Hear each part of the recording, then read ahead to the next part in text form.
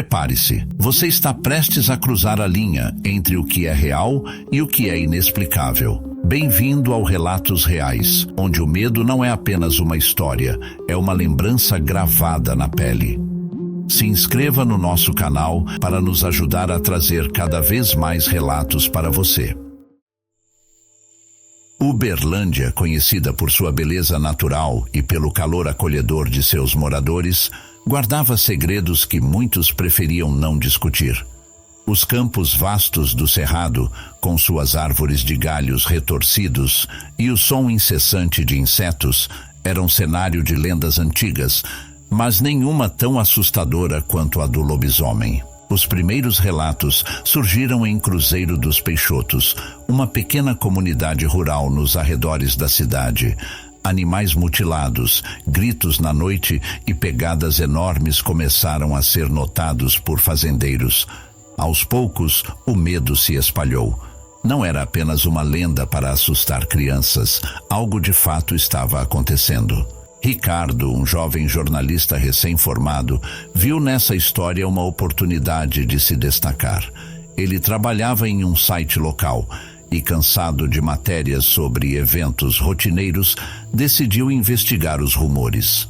Embora cético, sabia que um bom mistério poderia atrair leitores. "Cuidado, rapaz!" alertou Dona Alzira, uma idosa que morava na região afetada. "Essa coisa não é um bicho qualquer. Tem olhos que parecem fogo e garras que rasgam o ar como faca." Ricardo anotou tudo, mas não se deixava convencer.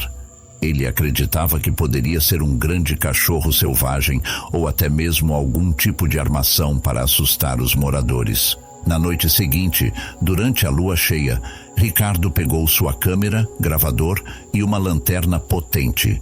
Seguiu para a estrada que levava ao casarão abandonado, que ele soubera ser o epicentro dos ataques. O casarão era antigo, com paredes desgastadas e telhas quebradas. No passado, pertencera a uma família que desaparecera misteriosamente. O lugar era cercado por uma aura de abandono. Galhos secos formavam sombras inquietantes sob a luz prateada da lua. Ricardo entrou no casarão, iluminando os cômodos com a lanterna. O cheiro de mofo e terra tomava o ar. No chão, encontrou marcas profundas, como arranhões feitos por algo muito forte. Quando saiu para explorar o terreno, encontrou pegadas.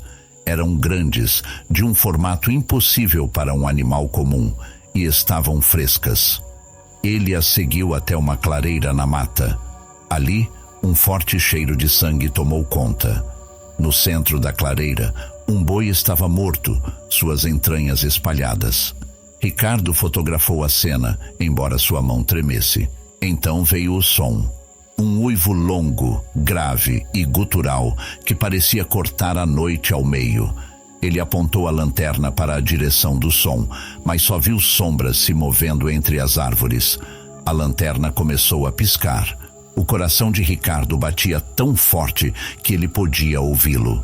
De repente, algo saiu das sombras. Era enorme, coberto de pelos escuros e brilhantes sob a luz fraca da lua. Seus olhos amarelos pareciam atravessar a alma de Ricardo. A criatura rosnou, revelando dentes afiados como lâminas. Ricardo deu um passo para trás e tropeçou, caindo no chão.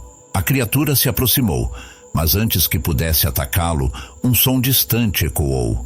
Outro uivo, mais alto e profundo. O lobisomem parou, como se estivesse ouvindo algo.